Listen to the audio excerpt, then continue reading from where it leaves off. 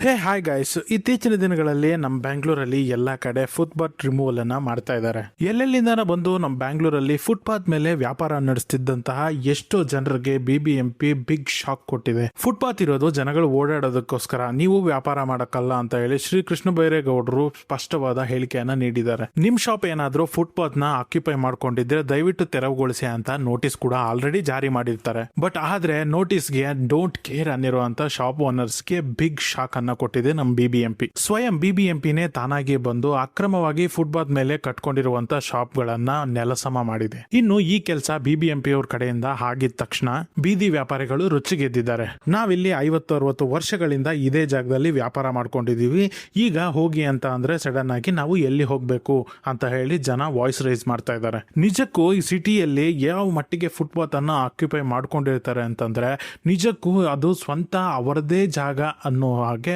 Occupy ಮಾಡ್ಕೊಂಡಿರ್ತಿದ್ರು. ಬ್ಯಾಂಗ್ಳೂರಲ್ಲಿ ನಡೀತಾ ಇರೋ ಫುಟ್ಪಾತ್ ರಿಮೂವಲ್ ಕೆಲಸ ಅಂತೂ ಒಳ್ಳೇದೇ ಅಂತ ನನಗನ್ನಿಸ್ತಾ ಇದೆ. ಇಷ್ಟಕ್ಕೂ ಈ ಬಿಬಿಎಂಪಿ ಅವರು ತಗೊಂಡಿರುವಂತಹ ನಿರ್ಧಾರದ ಮೇಲೆ ನಿಮ್ಗೆ ಏನ್ ಅನ್ನಿಸ್ತು, ಜಸ್ಟ್ ಕಮೆಂಟ್ ಮಾಡಿ.